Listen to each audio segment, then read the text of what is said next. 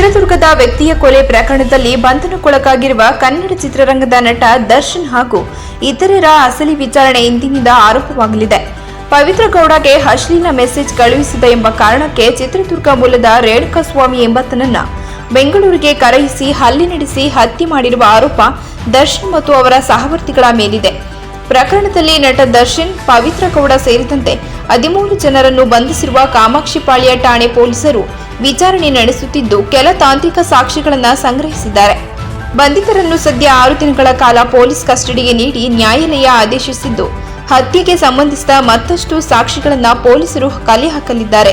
ರೇಣುಕಾಸ್ವಾಮಿಯನ್ನ ಕರೆದೊಯ್ದು ಸ್ಥಳ, ಕೂಡಿ ಹಾಕಿ ಹಲ್ಲೆ ಮಾಡಿದ ಜಾಗ ಹಾಗೂ ಮೃತದೇಹ ಎಸೆದ ಸ್ಥಳಗಳಲ್ಲಿ ಆರೋಪಿಗಳನ್ನ ಕರೆದೊಯ್ದು ಪೊಲೀಸರು ಮಹಜರು ಮಾಡಲಿದ್ದಾರೆ. ಅಲ್ಲದೆ ರೇಣುಕಾಸ್ವಾಮಿ ಮೇಲೆ ಹಲ್ಲೆ ನಡೆಸಲು ಬಳಸಿದ ಆಯುಧಗಳನ್ನು ಪೊಲೀಸರು ವಶಕ್ಕೆ ಪಡೆಯಲಿದ್ದಾರೆ.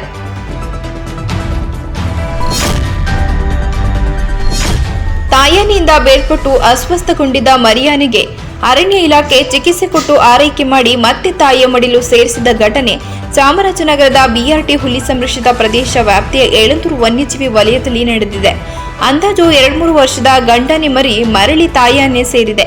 ಬೇತಾಳಕಟ್ಟೆ ಗಸ್ತಿನ ಗಂಜಿಕಟ್ಟಿ ಅರಣ್ಯ ಪ್ರದೇಶದಲ್ಲಿ ಜೂನ್ 10ರಂದು ಇಲಾಖಾ ಸಿಬ್ಬಂದಿ ಗಸ್ತಿನಲ್ಲಿದ್ದಾಗ ಜಯಣ್ಣ ಎಂಬುವವರ ಜಮೀನಿನಲ್ಲಿ ಮರಿಯಾನೆಯೊಂದು ಅಸ್ವಸ್ಥಗೊಂಡ ಸ್ಥಿತಿಯಲ್ಲಿ ಕಂಡುಬಂದಿದೆ. ಕೂಡಲೇ ಕಾರ್ಯಪ್ರವೃತ್ತರಾದ ಬಂಡೀಪುರದ ಅರಣ್ಯಾಧಿಕಾರಿಗಳು ಪಶು ವೈದ್ಯರನ್ನು ಕರೆಸಿ ಚಿಕಿತ್ಸೆ ಕೊಡಿಸಲು ಮುಂದಾಗಿದ್ದಾರೆ.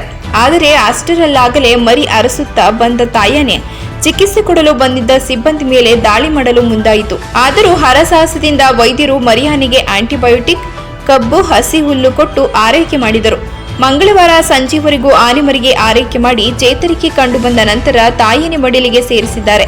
ಜೊತೆಗೆ 24 ತಾಸು ಮರಿಯಾನೆ ಮೇಲೆ ನಿಗಾ ಇರಿಸಲು ಬಿಆರ್ಟಿ ಅರಣ್ಯ ಇಲಾಖೆ ಕ್ರಮ ಕೈಗೊಂಡಿದೆ.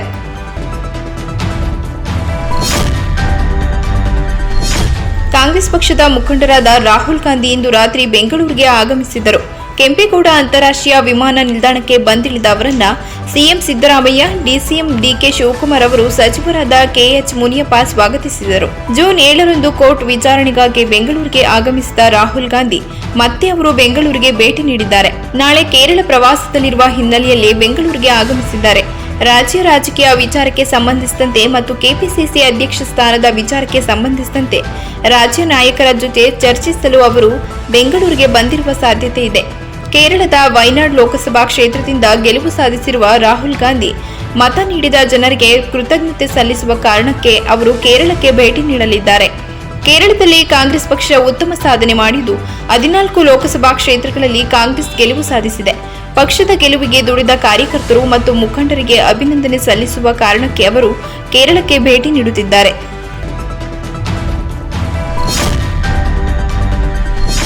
ಬೆಂಗಳೂರಿನಲ್ಲಿ ಹತ್ಯೆಯಾದ ಚಿತ್ರದುರ್ಗ ನಿವಾಸಿ ರೇಣುಕಾಸ್ವಾಮಿ ಅಂತ್ಯಕ್ರಿಯೆ ಮಂಗಳವಾರ ಜೋಗಿಮಟ್ಟಿ ರಸ್ತೆಯ ದ್ವಾರಕಾ ಬಡಾವಣೆ ಬಳಿ ಇರುವ ಹಿಂದೂ ರುದ್ರಭೂಮಿಯಲ್ಲಿ ನಡೆಯಿತು.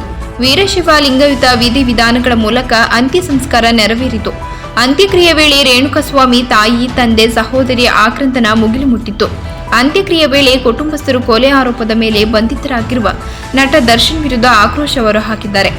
ಮಾಧ್ಯಮಗಳ ಜೊತೆ ಮಾತನಾಡಿದ ರೇಣುಕಾಸ್ವಾಮಿ ಪತ್ನಿ ಸಹನಾ, ನನ್ನ ಮನೆಯವರಿಗೆ ಆಗಿರುವ ಅನ್ಯಾಯಕ್ಕೆ ನ್ಯಾಯ ಕೊಡಿಸಿ. ನಾನು ಗೃಹಿಣಿ, ಹೀಗೆ ಆಗಬಾರದಿತ್ತು. ಮದುವೆಯಾಗಿ 1 ವರ್ಷ ಅಷ್ಟೇ ಆಗಿದೆ. ನಾನು ತಾಯಿಯಾಗುತ್ತಿದ್ದೇನೆ. ಇಂತಹ ಸಂದರ್ಭದಲ್ಲಿ ಈಗಾದರೆ ಏನು ಮಾಡೋದು? ಮುಂದೆ ಈ ಮಗುವಿಗೆ ಯಾರು ಬರುತ್ತಾರೆ? ನಮಗೆ ನ್ಯಾಯ ಬೇಕು ಎಂದು ಕಣ್ಣೀರುಡುತ್ತಾ ಮನವಿ ಮಾಡಿದರು. ರೇಣುಕಾಸ್ವಾಮಿ ಕೊಲೆ ಖಂಡಿಸಿ ಚಿತ್ರದುರ್ಗ ನಗರದಲ್ಲಿ ಬುಧವಾರ ಪ್ರತಿಭಟನಾ ಮೆರವಣಿಗೆ ನಡೆಸಲಾಗುತ್ತಿದೆ. ನೀಲಕಂಠೇಶ್ವರ ದೇಗುಲದಿಂದ ಡಿಸಿ ಕಚೇರಿಯವರೆಗೆ ಪ್ರತಿಭಟನಾ ರ್ಯಾಲಿ ನಡೆಯಲಿದೆ. ವೀರಶೈವ ಸಮಾಜ, ವೀರಶೈವ ಲಿಂಗಾಯತ ಮಹಾಸಭಾ, ಜಂಗಮ ಸಮಾಜ ಸೇರಿ ವಿವಿಧ ಸಂಘಟನೆಗಳಿಂದ ಪ್ರತಿಭಟನೆ ನಡೆಯುತ್ತಿದೆ.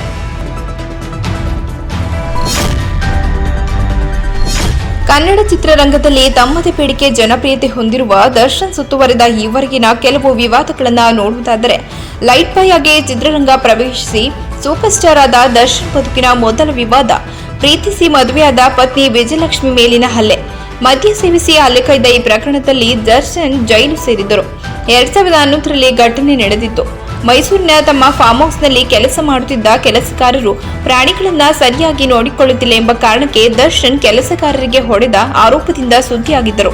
2021ರಲ್ಲಿ ರಾಬರ್ಟ್ ಸಿನಿಮಾ ನಿರ್ಮಾಪಕ ಉಮಾಪತಿ ಶ್ರೀನಿವಾಸ್ ಹಾಗೂ ದರ್ಶನ್ ನಡುವಿನ ಗಲಾಟೆ ಕನ್ನಡ ಚಿತ್ರರಂಗದಲ್ಲಿ ದೊಡ್ಡ ಸುದ್ದಿಯಾಗಿತ್ತು. 2021ರಲ್ಲಿ ಮೈಸೂರಿನ ಸಂದೇಶ್ ಪ್ರಿನ್ಸ್ ಹೋಟೆಲ್ನಲ್ಲಿ ಸಪ್ಲೈಯರ್ ಓರ್ವರ ಮೇಲೆ ದರ್ಶನ್ ಹಲ್ಲೆ ಮಾಡಿದ್ದಾರೆಂಬ ಆರೋಪ ಕೇಳಿಬಂದಿತ್ತು. ಪೊಲೀಸರು ಹೋಟೆಲ್ಗೆ ಭೇಟಿ ನೀಡಿ ತನಿಖೆ ನಡೆಸಿದ್ದರು. ಕಾಟೇರ ಸಿನಿಮಾದ ಸಕ್ಸಸ್ ಮೀಟ್ನಲ್ಲಿನ ದರ್ಶನ್ ನೀಡಿದ ಹೇಳಿಕೆ ತೀವ್ರ ಆಕ್ರೋಶಕ್ಕೆ ಕಾರಣವಾಗಿತ್ತು. ಮಹಿಳೆಯರ ಬಗ್ಗೆ ಅಗೌರವದಿಂದ ಮಾತನಾಡಿದ್ದಾರೆ ಎಂದು ಆರೋಪಿಸಿ ಕೆಲವು ಮಹಿಳಾ ಪರ ಸಂಘಟನೆಗಳು ದರ್ಶನ್ ವಿರುದ್ಧ ಪೊಲೀಸರಿಗೆ ದೂರು ನೀಡಿದ್ದವು. ಬೆಂಗಳೂರಿನ ಜೆಟ್ಲಾಕ್ ಪಬ್ ವಿರುದ್ಧ ತಡರಾತ್ರಿ ಪಾರ್ಟಿಗೆ ಅವಕಾಶ ನೀಡಲಾಗಿದೆ ಎಂಬ ಆರೋಪದ ಮೇಲೆ ಸುಬ್ರಹ್ಮಣ್ಯಂ ನಗರ ಪೊಲೀಸ್ ಠಾಣೆಯಲ್ಲಿ ಪ್ರಕರಣ ದಾಖಲಾಗಿತ್ತು. ಈ ಸಂಬಂಧ ದರ್ಶನ್ ಸೇರಿ ಹಲವರನ್ನು ಸುಬ್ರಹ್ಮಣ್ಯಂ ನಗರ ಪೊಲೀಸರು ವಿಚಾರಣೆ ನಡೆಸಿದ್ದರು. ಆಗ ನಟ ಸೇರಿ ಚಿತ್ರತಂಡದ ಹಲವರು ಪೊಲೀಸರೆದುರು ಹಾಜರಾಗಿ ವಿವರಣೆ ಕೊಟ್ಟಿದ್ದರು.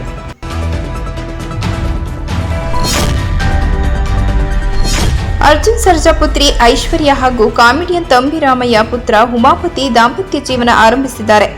ದಕ್ಷಿಣ ಚಿತ್ರರಂಗದ ಖ್ಯಾತ ನಟ ಅರ್ಜುನ್ ಸರ್ಜಾ ಪುತ್ರಿ ಐಶ್ವರ್ಯ ಅವರ ವಿವಾಹ ಸಮಾರಂಭ ಅತ್ಯಂತ ವೈಭವದಿಂದ ಜರುಗಿತು. ಜನಪ್ರಿಯ ತಮಿಳು ಕಾಮಿಡಿಯನ್ ತಂಬಿ ರಾಮಯ್ಯ ಅವರ ಪುತ್ರ ಉಮಾಪತಿಯೊಂದಿಗೆ ಐಶ್ವರ್ಯ ಹಸೆಮಣೆ ಹೇರಿದರು. ಚೆನ್ನೈನ ಆಂಜನ ಸುತ ಶ್ರೀ ಯೋಗಾಂಜನೇಯ ಸ್ವಾಮಿ ಮಂದಿರದಲ್ಲಿ ಮದುವೆ ಕಾರ್ಯಕ್ರಮ ಅತ್ಯಂತ ವಿಜೃಂಭಣೆಯಿಂದ ನಡೆಯಿತು. ಜೂನ್ 7ರಂದು ಹಲ್ದಿ ಕಾರ್ಯಕ್ರಮದ ಮೂಲಕ ವಿವಾಹ ಸಮಾರಂಭ ಪ್ರಾರಂಭವಾಯಿತು. ಜೂನ್ 8 ಸಂಗೀತ ಕಾರ್ಯಕ್ರಮವಿತ್ತು. ಹಲವು ಪ್ರೀ ವೆಡ್ಡಿಂಗ್ ಕಾರ್ಯಕ್ರಮಗಳು ಜರುಗಿದ್ದವು. ಆ ನಂತರ ಜೂನ್ 10ರಂದು ಚಿತ್ರರಂಗದ ಪ್ರಮುಖರು, ಆಪ್ತರು, ಕುಟುಂಬಸ್ಥರ ಉಪಸ್ಥಿತಿಯಲ್ಲಿ ಈ ಜೋಡಿ ಹಾರ ಬದಲಾಯಿಸಿಕೊಂಡರು. ಜೂನ್ 14ರಂದು ಚೆನ್ನೈನ ಲೀಲಾ ಪ್ಯಾಲೇಸ್ನಲ್ಲಿ ಗ್ರ್ಯಾಂಡ್ ರಿಸೆಪ್ಷನ್ ಪ್ರೋಗ್ರಾಂ ನಡೆಯಲಿದೆ.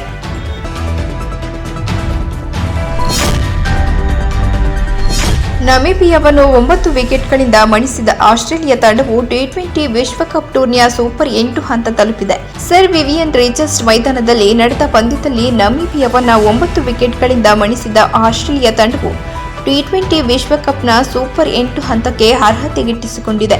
ನಮೀಬಿಯಾ ನೀಡಿದ್ದ 73 ರನ್ಗಳ ಗುರಿಯನ್ನ 5.4 ಓವರ್ಗಳಲ್ಲೇ ತಲುಪಿದ ಕಾಂಗರೂ ಪಡೆ ಗೆಲುವಿನ ಕೇಕೆ ಹಾಕಿತು. ಟಾಸ್ ಗೆದ್ದ ಆಸ್ಟ್ರೇಲಿಯಾ ನಾಯಕ ಮಿಚೆಲ್ ಮಾರ್ಷ್ ನಮೀಬಿಯಾವನ್ನು ಬ್ಯಾಟಿಂಗ್ಗೆ ಆಹ್ವಾನಿಸಿದರು. ಆಸೀಸ್ ಬೌಲಿಂಗ್ ದಾಳಿಗೆ ತತ್ತರಿಸಿದ ನಮೀಬಿಯಾ ರನ್ನರು 17 ಓವರ್ಗಳಲ್ಲಿ ಕೇವಲ 72 ರನ್ಗೆ ಆಲ್ಔಟ್ ಆದರು. ತಂಡದ ಪರ ಆರಂಭಿಕ ಆಟಗಾರ ಮೈಕೆಲ್ ವ್ಯಾನ್ ಲಿಂಗನ್ 10 ರನ್ ಹಾಗೂ ನಾಯಕ ಗೆಹಾರ್ಡ್ ಎರಾಸ್ಮಸ್ 36 ರನ್ ಮೊತ್ತ ತಲುಪುವಲ್ಲಿ ಯಶಸ್ವಿಯಾದರು. ಇನ್ನುಳಿದಂತೆ Nikolaas Davin 2 run, Jan Frylinck 1, JJ Smit 3 wicket keeper Zane Green 1, David Wiese 1, Ruben Trumpelmann 7 run, Bernard Scholtz ಹಾಗೂ ಬೆನ್ ಶಿಕಾಂಗೋ ಶೂನ್ಯಕ್ಕೆ ವಿಕೆಟ್ ಒಪ್ಪಿಸಿದರೆ ಜಾಕ್ ಬ್ರಾಜಿಲ್ ಅಜೇಯ 2 ರನ್ ಗಳಿಸಿದರು. ಆಸೀಸ್ ಪರ ಮಿಂಚಿನ ದಾಳಿ ನಡೆಸಿದ ಸ್ಪಿನ್ನರ್ ಆ್ಯಂಡಮ್ ಜಂಪಾ 12 ರನ್ಗೆ 4, ಜೋಸ್ ಏಜಲ್ವಿಡ್ 18ಕ್ಕೆ 2 ಹಾಗೂ ಸ್ನೋಯಿಸಿಸ್ 9ಕ್ಕೆ 2 ವಿಕೆಟ್ ಕಬಳಿಸಿದರು.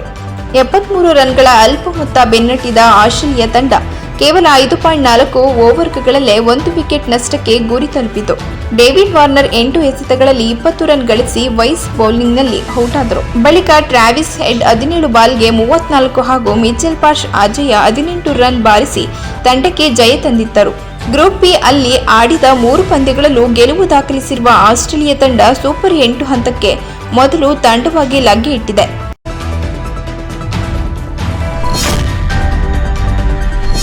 ಸರಳ ವ್ಯಕ್ತಿತ್ವ, ಸ್ನೇಹಜೀವಿಯಾಗಿದ್ದ ಹಿರಿಯ ಪತ್ರಕರ್ತ ಹಾಗೂ ಹಾಸನವಾಣಿ ದಿನಪತ್ರಿಕೆ ಸಂಪಾದಕ ಎಪಿ ಮುರಳಿ ನಿಧನಕ್ಕೆ ಜಿಲ್ಲಾ ಕಾರ್ಯನಿರತ ಪತ್ರಕರ್ತ ಸಂಘದಿಂದ ಭಾವಪೂರ್ಣ ಶ್ರದ್ಧಾಂಜಲಿ ಸಭೆ ನಡೆಸಿ ಸಂತಾಪ ಸೂಚಿಸಲಾಯಿತು.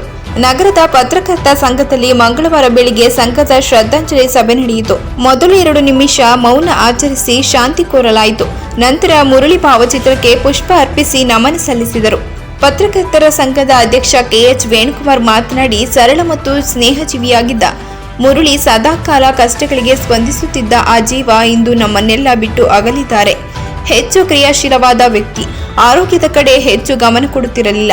ನನ್ನ ಜೊತೆ 25 ವರ್ಷದ ಸಂಬಂಧವಿತ್ತು. ಅನೇಕರ ಜೊತೆ ನಿರಂತರವಾದ ಸ್ನೇಹ ಇಟ್ಟುಕೊಂಡಿದ್ದು ಯಾರ ವಿರುದ್ಧ ಯಾವತ್ತೂ ಮಾತನಾಡಲಿಲ್ಲ. ಮುರಳಿ ಇವತ್ತು ನಮ್ಮ ಜೊತೆ ಇಲ್ಲ ಎಂದು ಹೇಳುವುದೇ ನಮ್ಮ ದೌರ್ಭಾಗ್ಯ. ಮುರಳಿ ನಿಧನ ನಮಗೆಲ್ಲ ತುಂಬಲಾರದ ನಷ್ಟ ಎಂದರು. ರವೀನಾ ಕಲಗೂಡು ಮಾತನಾಡಿ, ಮುರಳಿ ಸಾವನ್ನಪ್ಪಿರುವುದು ಬಹಳ ದುಃಖ ವಿಚಾರ. ವಿಶೇಷ ವ್ಯಕ್ತಿತ್ವ ಹೊಂದಿದ್ದರೂ ಯಾವಾಗ ಫೋನ್ ಮಾಡಿದರೂ ತಕ್ಷಣ ಸ್ಪಂದಿಸುತ್ತಿದ್ದರು.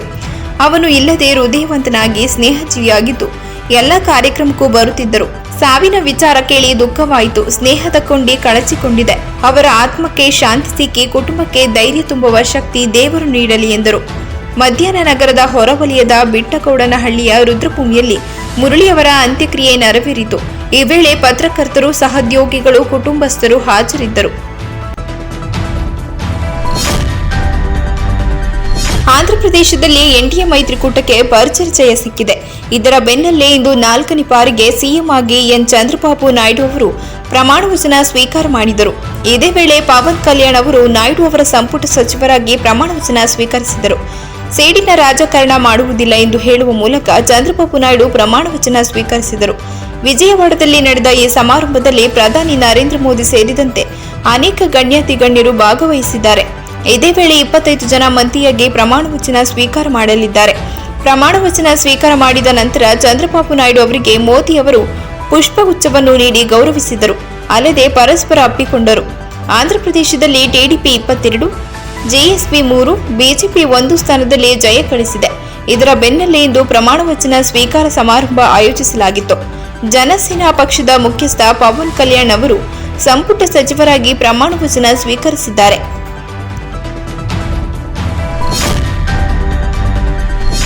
ಚನ್ನರಾಯಪಟ್ಟಣ ಪಟ್ಟಣದಿಂದ ಪ್ರತಿನಿತ್ಯ ದಾಸರಕೊಪ್ಪಲಿಗೆ ನೂತನವಾಗಿ ಅಶ್ವಮೇಧ ಎಂಬ ನೂತನ ಸಿಟಿ ಬಸ್ ಸಂಚಾರವನ್ನು ಹಾಸನ ವಿಭಾಗದಿಂದ ಪ್ರಾರಂಭಿಸಿದೆ. ಚನ್ನರಾಯಪಟ್ಟಣದಿಂದ ಮತ್ತು ದಾಸರಕೊಪ್ಪಲಿನಿಂದ ಬೆಳಗ್ಗೆ 8 ಗಂಟೆಯಿಂದ ಸಂಜೆ ತನಕ 8 ಬಾರಿ ಓಡಾಟ ನಡೆಸಲಿದೆ. ಅಶ್ವಮೇಧ ಎಂಬ ನೂತನ ಬಸ್ ಸಂಚಾರದಿಂದ ಪ್ರಯಾಣಿಕರಿಗೆ ಹೆಚ್ಚಿನ ಲಾಭ ನೀಡುತ್ತಿದ್ದು, ಪ್ರಯಾಣಿಕರು ಹೊಸ ಬಸ್ ಸಂಚಾರಕ್ಕೆ ಮೆಚ್ಚುಗೆ ವ್ಯಕ್ತಪಡಿಸಿದ್ದಾರೆ. ಚನ್ನರಾಯಪಟ್ಟಣ ಹಾಸನಕ್ಕೆ ಎಲ್ಲ ಬಸ್ಸುಗಳಲ್ಲಿಯೂ 50 ರು ದರವಿದ್ದು, ಈ 2 ಬಸ್ಸುಗಳಲ್ಲಿ ಮಾತ್ರ 5 ರು ಕಡಿಮೆ ಮಾಡಲಾಗಿದೆ. ಹೀಗಾಗಿ ಪ್ರಯಾಣಿಕರಿಗೆ ಜನಸ್ನೇಹಿ ಸಾರಿಗೆಯಾಗಿದೆ. ಚನ್ನರಾಯಪಟ್ಟಣದಿಂದ ಹೊರಡುವ ಈ ವಾಹನ ಉದಯಪುರ ಕೃಷಿ ಕಾಲೇಜು ಮತ್ತು ಶಾಂತಿಗ್ರಾಮ ಹಾಗೂ ಭುವನಹಳ್ಳಿ ಬೈಪಾಸ್ನಲ್ಲಿ ನಿಲುಗಡೆಯಿದ್ದು, ಹಳೆ ಬಸ್ ಸ್ಟ್ಯಾಂಡ್ ಮಾರ್ಗವಾಗಿ ದಾಸರಕೊಪ್ಪಲು ತಲುಪಲಿದೆ. ಈ ವಾಹನದಲ್ಲಿ ನೀವು ಪ್ರಯಾಣ ಮಾಡಿದರೆ ನಿಮಗೆ ಟೋಲ್ ಶುಲ್ಕದಲ್ಲಿ ವಿನಾಯಿತಿ ಸಿಗಲಿದೆ. ಅಂದರೆ 50 ರು ಬದಲು ರು 45ಕ್ಕೆ ನಿಮ್ಮ ಪ್ರಯಾಣ ಸುಖಕರವಾಗಲಿದ್ದು, ಅಶ್ವಮೇಧ ವಾಹನ ಪ್ರತಿನಿತ್ಯ ಹಾಸನದಿಂದ ಚನ್ನರಾಯಪಟ್ಟಣಕ್ಕೆ ಮತ್ತು ಚನ್ನರಾಯಪಟ್ಟಣದಿಂದ ಹಾಸನಕ್ಕೆ 16 ಬಾರಿ ಓಡಾಟ ನಡೆಸಲಿದೆ.